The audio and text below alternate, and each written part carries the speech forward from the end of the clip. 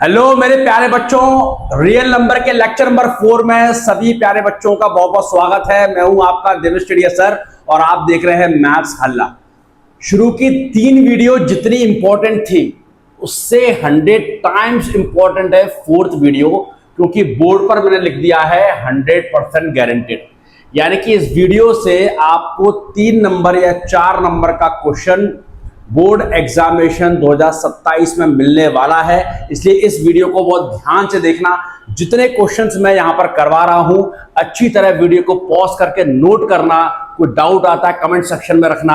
आपके number 3 marks exam में पक्के होंगे, इस बात की मैं श्योरिटी दे रहा हूं, गारंटी दे रहा हूं और वारंटी दे रहा हूं। आइए वीडियो स्टार्ट करते हैं। पहला क्वेश्चन देखते हैं क्या है इंपॉर्टेंट। चलिए भाई, पहला क्वेश्चन आपके पास में है, prove that √3 is rational number. सारे बच्चों को पता होता है जिन्होंने रियल नंबर्स पढ़ रखा है कि अंडर रूट के अंदर अगर बेटा प्राइम नंबर आता है, अंडर रूट के अंदर अगर प्राइम नंबर आता है तो वो नंबर इर्रेशनल नंबर कहलाता है। ये तो हम सबको पता है, पर क्वेश्चन बोल रहा है कि सर इसी स्टेटमेंट को प्रूफ करो।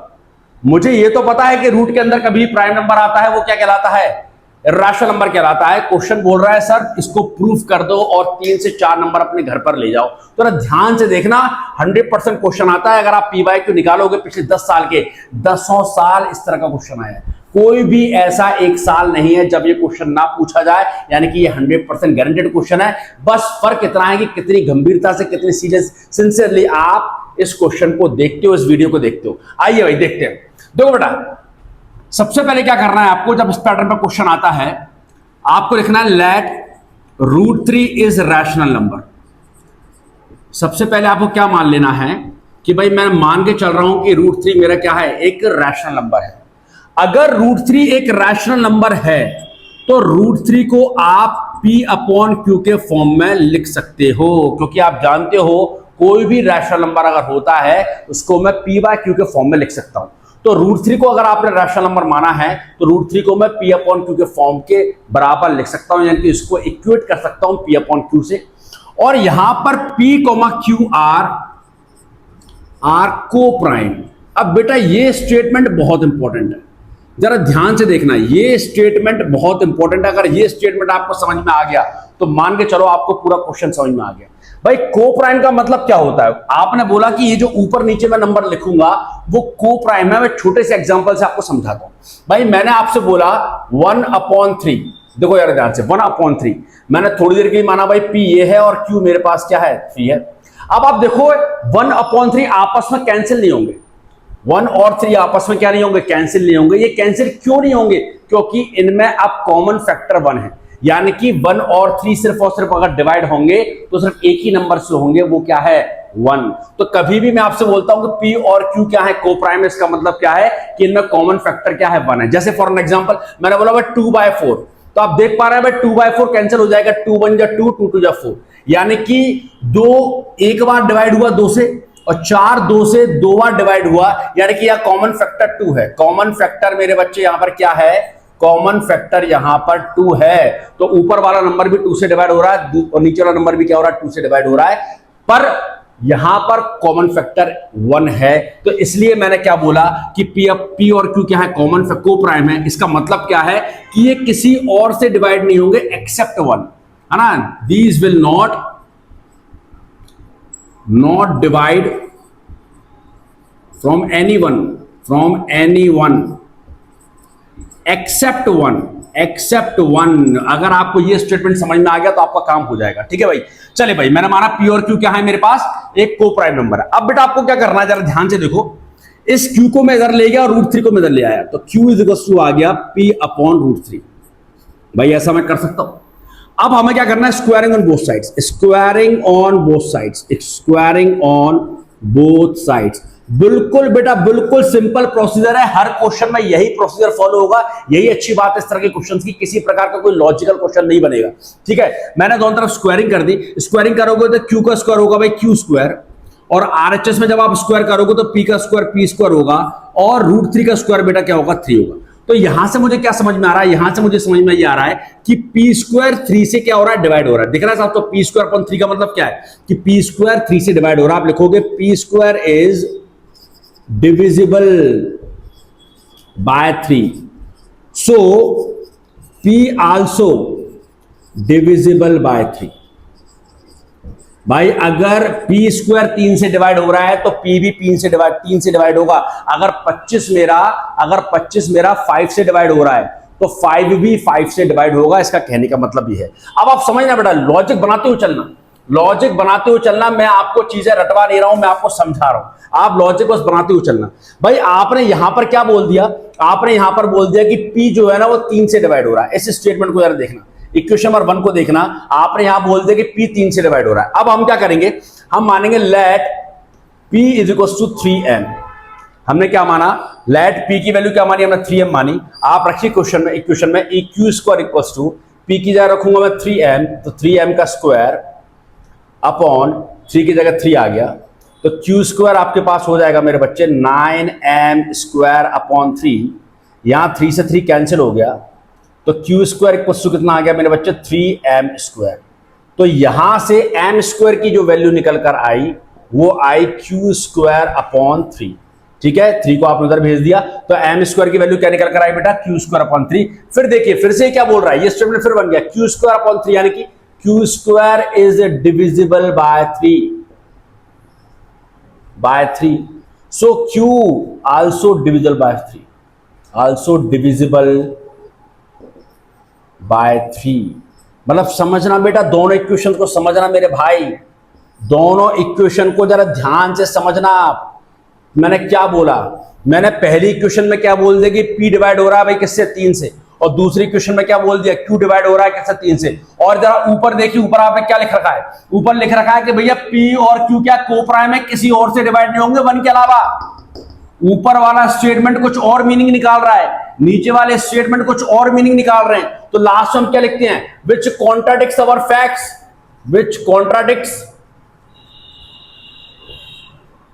अवर फैक्ट्स। ठीक है, एक एक लाइन समझा रहा हूं। कॉन्ट्राडिक्ट्स का मतलब होता है कंफ्यूजन। ये जो फैक्ट्स हैं, फैक्ट्स यानी कि स्टेटमेंट्स आपने जो लिखे हुए हैं, इनके बीच में ही कंफ्यूजन पैदा हो रहा है। इक्वेशन नंबर 1, इक्वेशन नंबर 2 बोलते हैं कि P और Q 3 से डिवाइड हो रहा है। ऊपर आपने जो इक्वेशन बनाई है वो बोल रहा है P और Q किसी और से डिवाइड नहीं होगा 1 के अलावा। तो हम क्या लिखेंगे? Which contradicts our facts because of. ऐसा क्यों हो रहा है? Because of wrong assumption. Because of wrong assumption, क्योंकि आपने जो गलत मान रखा है उसी के कारण ऐसा हो रहा है कि स्टेटमेंट्स में क्या आ रहे हैं? कॉन्ट्रडिक्शन आ रहा है, स्टेटमेंट्स में कंफ्यूजन आ रहा है। क्या गलत मान रखा है? कि √3 एक रैशनल नंबर है। अब हमने शुरू से ही माना था कि √3 क्या एक रैशनल नंबर है, वही आपका क्या था? गलत एजम्पशन था। तो अगर √3 गलत एजम्पशन है, अगर √3 रैशनल नहीं है, तो फिर बेटा √3 क्या है? इरैशनल। सो आप क्या लिखोगे? सो √3 इज irrational number। सिंपल सा प्रोसीजर है बेटा। अगर आपको सारे स्टेटमेंट समझ में आ रहे हैं तो आपको स्टेटमेंट याद करने की आवश्यकता नहीं पड़ेगी। मैं एक एक चीज, एक एक लाइन आपको समझा रहा हूं। अगर ये क्वेश्चन 10% बचा हुआ है समझ में, अगर 90% समझ में आ गया तो सेकंड क्वेश्चन बिल्कुल एज इट इज है। बस आपको ये देखना है कहां कहां पैरामीटर चेंज होता है। आपके 100% 3 नंबर एग्जामिनेशन में पक्के होंगे, ये मेरी श्योरिटी है। आते हैं एक और नेक्स्ट इंपॉर्टेंट क्वेश्चन की तरफ। चलिए बेटा, सेकंड क्वेश्चन सीबीएसई में कई बार आया हुआ है। पहला क्वेश्चन भी बहुत इंपॉर्टेंट था, सीबीएसई का 4 से 5 बार पूछा गया था। सेकंड क्वेश्चन है कि प्रूव दैट √5 इज इरैशनल। अब आप देखना बेटा, जो प्रीवियस क्वेश्चन मेरा था बिल्कुल वैसे ही है। प्रीवियस क्वेश्चन में यहां पर √3 था, यहां पर क्या है बेटा? √5 है। आपको सिर्फ ये देखना है कि जो मैं स्टेटमेंट लिखता हूं उसमें सिर्फ अंतर क्या होगा, क्या डिफरेंस आएगा। देखो यार ध्यान से, सबसे पहले हमने क्या लिखा था? Let √3 is rational. तो हमने क्या माना? Let √5 is rational number. अगर √5 रैशनल नंबर तो हम क्या लिखते हैं? √5 को आप P अपॉन Q के फॉर्म में लिखते हैं और आगे लिखते हैं वेयर P, Q आर को प्राइम। चलिए, ये भैया प्रीवियस क्वेश्चन में लिखा था, अभी भी लिखा हुआ है, बिल्कुल सिमिलैरिटी है। अब हमने प्रीवियस क्वेश्चन में क्या किया था? Q को उधर भेजा था और √3 को नीचे लिखा आए थे। इसी तरह यहां पर हम Q को उधर भेजेंगे और √5 आ जाएगा P के नीचे। पहले था √3, तो P के नीचे क्या आ गया था? √3 आ गया था। फिर हमने क्या किया था? Squaring on both sides. अभी भी क्या करेंगे? Squaring on both sides. बिल्कुल वही स्टेप्स हैं, बस फर्क है कि आप कितनी सिंसियरिटी के साथ वीडियो देखते हैं। बिल्कुल वही स्टेप्स हैं। अगर दोनों तरफ स्क्वायरिंग करोगे तो क्या होगा भाई? ये हो जाएगा Q स्क्वायर, ये हो जाएगा P स्क्वायर और √5 का स्क्वायर क्या होगा? 5। ठीक है। फिर आप देख रहे हैं प्रीवियस क्वेश्चन में क्या लिखा था, पी स्क्वायर अपॉन 3, तो हमने लिखा था पी स्क्वायर 3 से डिवाइड होता है तो पी भी 3 से डिवाइड होगा। यहां पर है पी स्क्वायर अपॉन 5, तो आप क्या लिखोगे, P square is divisible by 5, so P is divisible by 5, divisible by 5। वहां पर प्रीवियस क्वेश्चन में डिनोमिनेटर में क्या था, 3 था, तो हम 3 से डिवाइड करते थे। यहां पर डिनोमिनेटर में क्या 5 है, तो हम क्या कर रहे हैं, 5 से डिवाइड कर रहे हैं। कोई चेंज नहीं है क्वेश्चन में, सिर्फ थोड़ा सा स्टेटमेंट्स में हल्का सा चेंज है, वो चेंज आपको पकड़ना है और 3 नंबर आपके पक्के। ठीक है भाई, अब क्या करना है भाई, अब क्या करना है, ये आपने क्वेश्चन नंबर 1 मानी थी यहां पर। अब क्या करना है, अब आप याद करो कि मैंने प्रीवियस क्वेश्चन में let P equals to 3m माना था। मैंने क्या माना था मेरे बच्चे, 3m। बस यही आपको फोकस करना है भाई। जब डिवाइड हो रहा है 5 से तो मैं मानूंगा 5m। प्रीवियस क्वेश्चन में हो रहा था 3 से तो मैंने माना 3m। यहां होता 7 से तो आप मानते 7m। यहां होता 2 से तो आप क्या मानते 2m। बस इतना सा अंतर आपको याद रखना है। तो p को मैंने मान लिया भाई 5m। रखो क्वेश्चन नंबर 1 में, तो क्या हो जाएगी question number 1, q square equals to 5m का स्क्वायर अपॉन 5, क्यू स्क्वायर हो जाएगा आपके पास 25m स्क्वायर अपॉन 5, ये कैंसिल होगा 5 से, तो जो आपको मिलेगा Q square is equal to 5m square.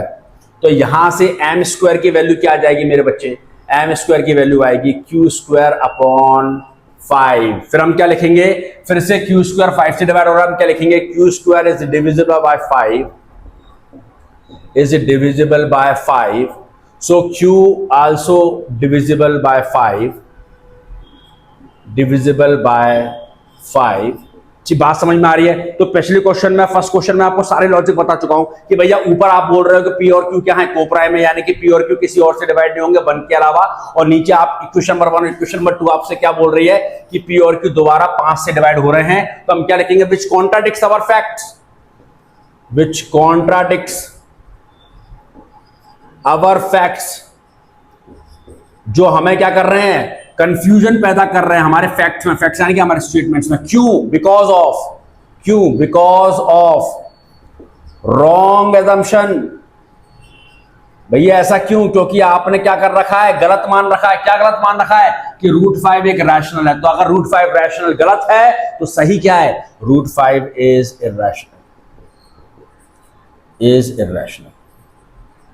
बात समझ में आ रही है मेरे बच्चों।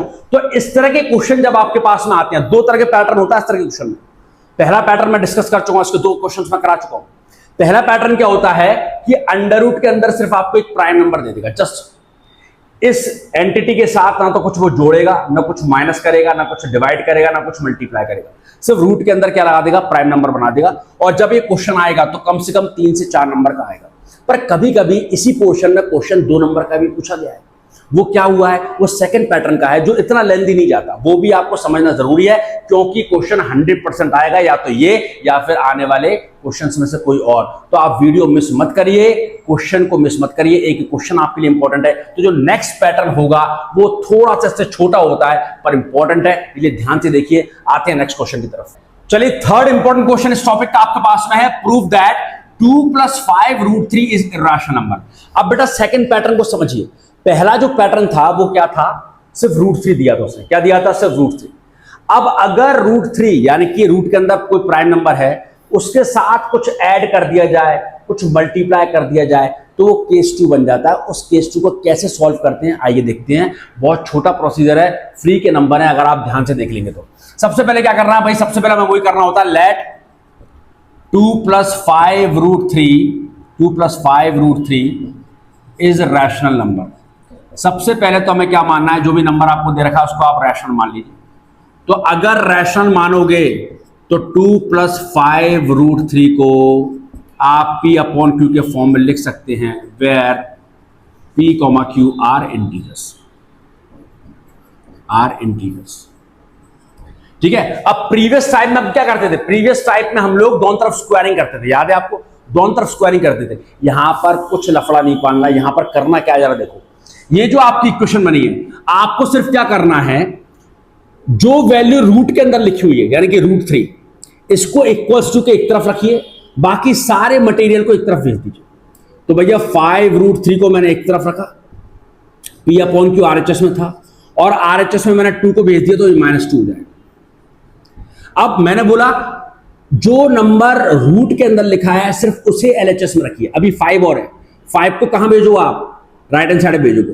तो 5 को जब आप राइट हैंड साइड भेजोगे तो कहां जाएगा, डिनोमिनेटर में जाएगा। तो 2 हो जाएगा 5 और -2/5 ये आ गया।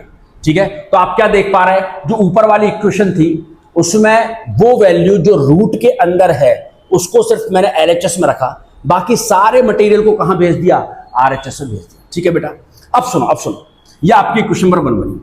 अब सुनो, अब आप जरा ध्यान से देखें, ये जो इक्वेशन नंबर 1 का आरएचएस है ये बेटा एक रैशनल नंबर होगा। ये क्या होगा आपका, एक रैशनल। खुद देखो कैसे होगा, जरा समझो कैसे होगा, जरा समझो। पी और क्यू कोई को प्राइम नंबर है, यानी कि कोई इंटीजर्स मान लीजिए, कोई इंटीजर है मान लो। तो इंटीजर का डिवाइड अगर मैं इंटीजर से करूंगा तो आपको क्या मिलेगा, इंटीजर। और माइनस ये भी क्या है, rational number. Integer upon integer क्या, rational number, minus rational number. तो दो रैशनल नंबर्स को जब मैं माइनस करता हूं तो मुझे क्या मिलता है, रैशनल नंबर। अगर चीजें आपको कंफ्यूज कर रही हैं तो याद रखना इस बात को, राइट हैंड साइड पर अगर कुछ भी लिखा हो, बस वैल्यू रूट के अंदर नहीं होना चाहिए। राइट हैंड साइड पर आप देख पा रहे हो कहीं भी रूट अंडर रूट नहीं है, वो हमेशा रैशनल नंबर होगा। आप तो सिर्फ एक स्टेटमेंट लिख दिया करें। क्या लिख दिया करें, we observe that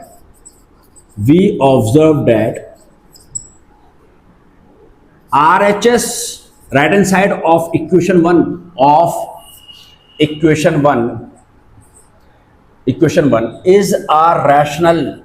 is a rational number but RHS तो आपने बता दिया कि भाई ये रैशनल है, बट आप अभी प्रूफ करके आए हो कि √3 क्या होता है, एक rational. But √3 is irrational number. तो मेरे भैया ये मुझे समझ में आ गया कि इक्वेशन नंबर 1 के आरएचएस में जो लिखा हुआ है वो क्या है, रैशनल, और इक्वेशन नंबर 1 के एलएचएस में जो लिखा हुआ है वो क्या, इर्रेशनल। पर क्या कभी मैथमेटिक्स में ऐसा होता है, आप ये भी तो देखो बीच में क्या लगा हुआ है, इक्वल्स टू। तो क्या कभी मैथमेटिक्स में ऐसा होता है कि इर्रेशनल नंबर रैशनल के बराबर हो गया, नहीं।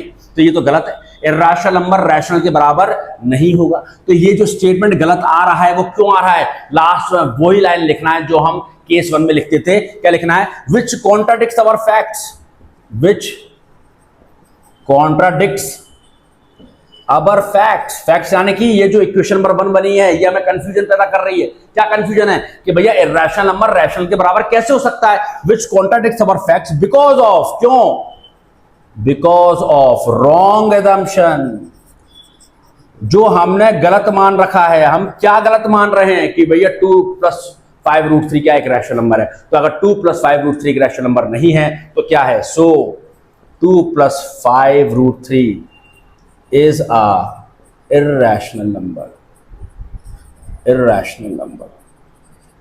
अगर कोई भी बच्चा पहली बार इस चैनल पर आया है और अगर आप ये वीडियो देख रहे हो तो मैं 100% गारंटी दे रहा हूं कि आपको एक एक क्वेश्चन समझ में आ रहा होगा, क्योंकि मैं एक एक चीज, एक एक पॉइंट पर, एक एक स्टेटमेंट पर फोकस कर रहा हूं। आते हैं नेक्स्ट क्वेश्चन पर, तो आपके 100% 3 नंबर इस चैप्टर के पक्के होने वाले हैं। अगले क्वेश्चन पर आते हैं। चले भाई, नेक्स्ट इंपॉर्टेंट क्वेश्चन ये रहा आपके बोर्ड एग्जाम में। मैं क्वेश्चन के नीचे सीबीएसई नहीं लिख रहा हूं। अगर आपके पास कोई भी पीवाई की बुक है आप देख सकते हैं घर जाकर, ये क्वेश्चन भर भर के एग्जाम में आए हैं। कब कोई 3 बार, कोई 5 बार, कोई 7 बार, हर साल क्वेश्चन पूछा जा रहा है। पिछले क्वेश्चन में बीच में प्लस था, इस बार क्या है, एक माइनस वाला क्वेश्चन लेकर आया हूं। मैं पहले बता चुका हूं आपको, चाहे प्लस हो, चाहे माइनस हो, चाहे मल्टीप्लाई हो, चाहे डिवाइड हो, प्रोसीजर एक ही है। क्या है, जो मैं अभी आपको प्रीवियस क्वेश्चन बता चुका हूं। एक बार फिर फोकस करते हैं, स्टार्टिंग से देखते हैं क्या मानेंगे। सबसे पहले हम let 5 - 2 √3 is a rational number.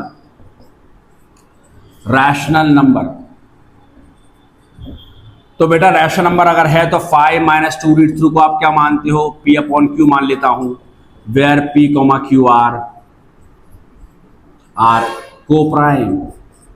मैं बार बार स्टेटमेंट इसलिए लिख रहा हूं कि आपको स्टेटमेंट्स याद हो जाएं। जितनी बार प्रैक्टिस करोगे उतने ही अच्छे मार्क्स आएंगे बेटा, ठीक है ना। अब हम क्या करते हैं भाई, केस नंबर 2 में जब तरह के क्वेश्चंस आते हैं हम दोनों तरफ स्क्वायरिंग नहीं करते। हमने आपको क्या सिखाया, जो वैल्यू रूट के अंदर है उसको एक तरफ रखिए, बाकी सबको एक तरफ भेज दीजिए। तो भैया पहले मैंने -2 √3 को रखा अपने पास एलएचएस में, PYQ आपके पास RHS में था। पहले मैंने 5 को उधर भेजा तो हो गया -5।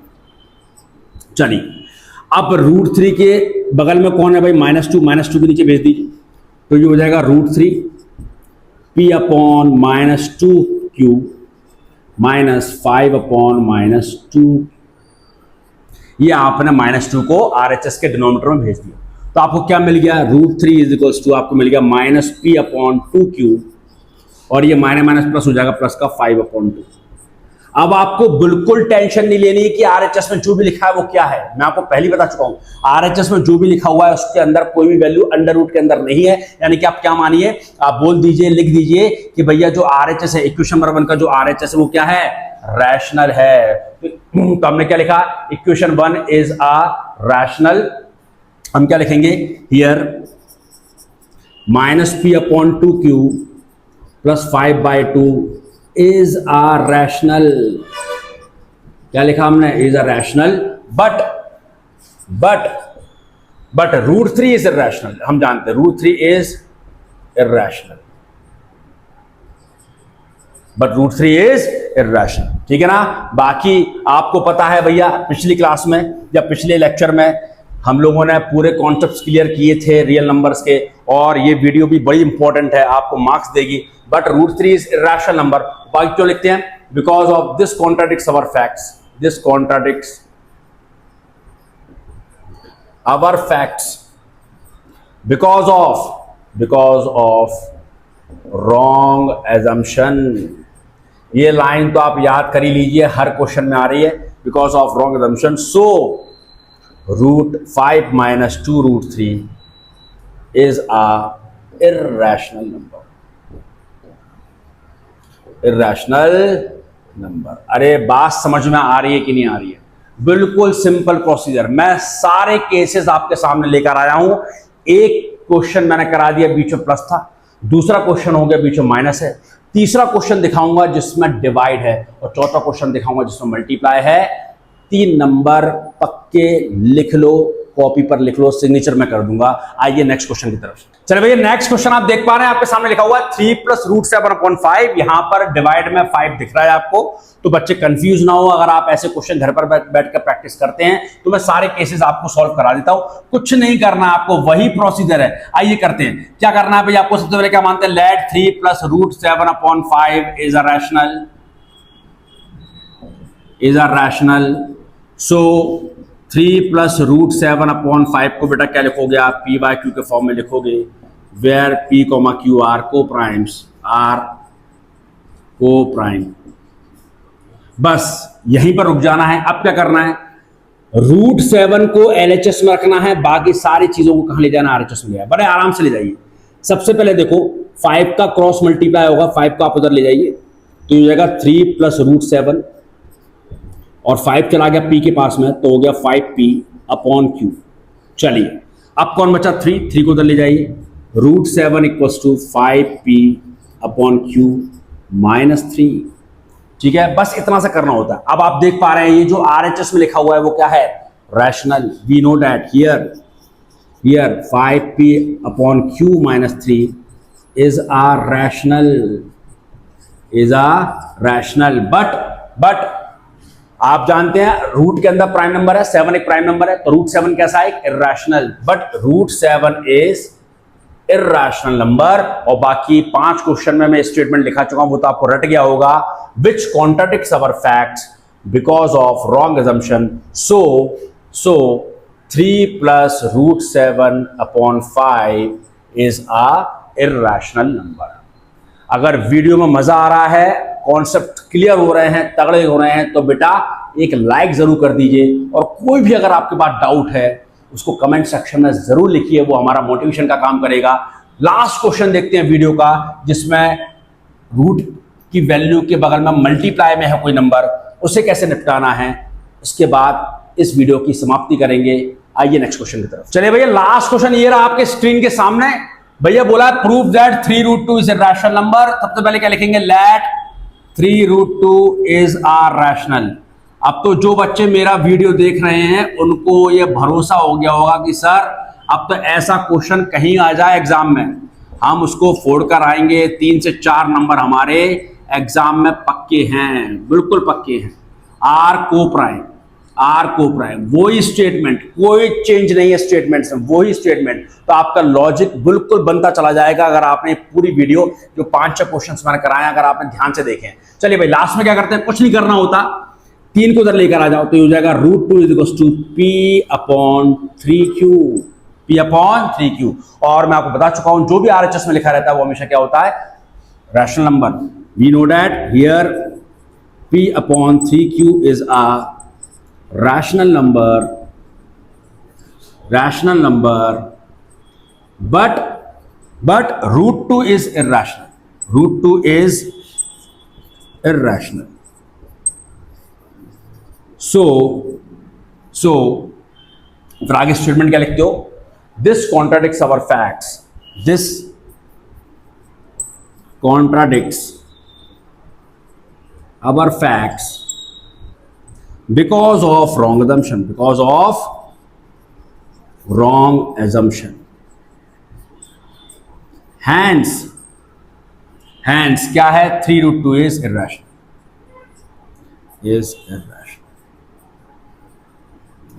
बात समझ में आ रही है। 5 से 6 क्वेश्चन में आपके 3 से 4 नंबर पक्के हो रहे हैं मेरे बच्चे। चैनल नया है, कोई सब्सक्राइबर नहीं है, अगर आपको लगता है कि जो हमने पढ़ाया है आपको समझ में आया है, ये वीडियो आपके काम का है, आपको लगता है कि 3 से 4 नंबर आपके पक्के हो रहे हैं, एक एक क्वेश्चन, एक एक स्टेटमेंट अगर आपको समझ में आ रहा है, चैनल को फॉलो कर दीजिए, लाइक जरूर करिए बेटा, अपने दोस्तों में शेयर करिए। बाकी 3 पार्ट्स अगर बच्चों ने नहीं देखे हैं, आप जाइए प्लेलिस्ट ओपन करिए, पहले 3 पार्ट्स देखिए, फिर आप देखेंगे कि रियल नंबर का एक एक क्वेश्चन आपके मेरे वीडियो से आएगा, आपके नोट से आएगा। जय हिंद, राधे राधे।